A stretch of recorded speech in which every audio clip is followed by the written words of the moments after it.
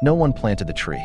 It just grew, right in the middle of the abandoned burial ground, a place so desolate even the goats refused to wander there. Its bark was a sickly white, pale like old bone. Its branches were a tangled mess, twisting like broken fingers clawing at the sky, and embedded all over its trunk were human skulls. Some were cracked and ancient, others were yellowed with age. A few looked disturbingly new. At night, a change would come over the tree. The skulls would begin to whisper, not all at once, never loudly, just one at a time, their voices like dry leaves skittering across the ground, calling out names. The first death happened when a drunk farmer named Bamadiel stumbled past the tree on his way home. He heard a whisper. Bamadiel. He froze, swaying on his feet. A skull near the base of the trunk slowly opened its jaw. You will drown in palm wine, it hissed. Bamadiel just laughed it off. Trees can't talk, he slurred, and continued on his way. The next morning, they found him face down in a barrel of palm wine. Dead. People called it a tragic coincidence. Until the tree spoke again. This time, a skull halfway up the trunk turned its hollow eyes toward a nearby hut. Mama Tola. The whisper reached the old woman inside. You will die screaming in fire. Mama Tola fell to her knees, sobbing with terror.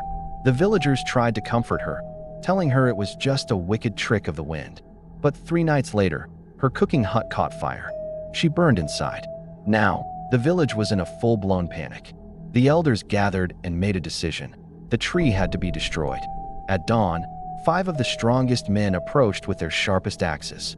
But the moment the first blade bit into the trunk, a blood-curdling scream erupted from inside the wood.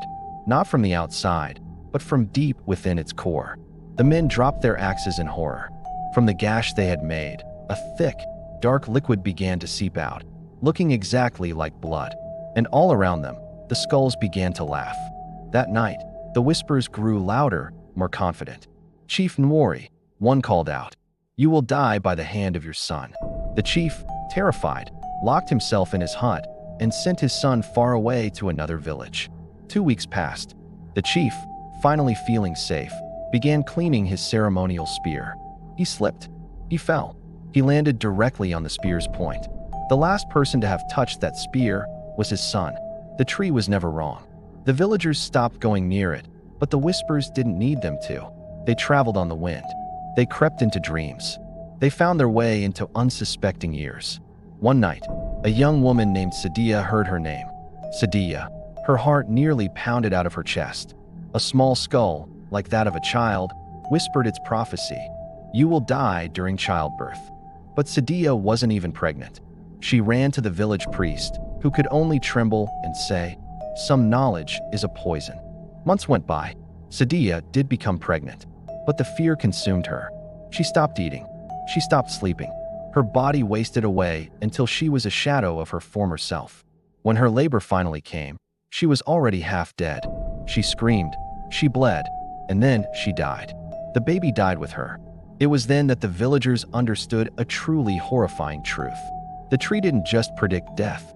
It pushed people toward it. Fear itself became the executioner. A local madman named Kobo decided to test this theory.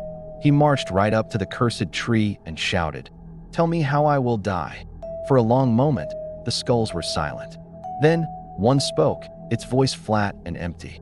"You will not die." Kobo roared with laughter. He danced and mocked the fearful villagers. Days turned into weeks. Kobo did not die. People started to envy him, the man who had cheated the tree. Then, one night, Kobo disappeared. They searched the forest and found him. He was hanging from a branch of the tree. His body was headless, and nestled among the others, there was a fresh, new skull. Its mouth was open, as if it were smiling. The elders finally understood the tree's terrible secret. It didn't predict death. It collected it. Every skull was a former villager who had heard their fate. Every whisper planted terror, and that terror grew into an obedient march toward the grave. The tree fed on their belief. They tried everything. They tried to burn it, but the flames wouldn't catch. They sprinkled holy water on its roots, but the skulls just seemed to drink it up. They brought their most powerful charms, but the charms turned to dust in their hands. Defeated, the villagers fled. They abandoned their homes, their fields, their entire lives, leaving the tree to rule over an empty, silent village. Years later, Travelers who pass through the ruins say the tree still stands. It's taller now, heavier with skulls, and sometimes a lone traveler will hear a soft voice drift up behind them. Not loud, not angry, just curious.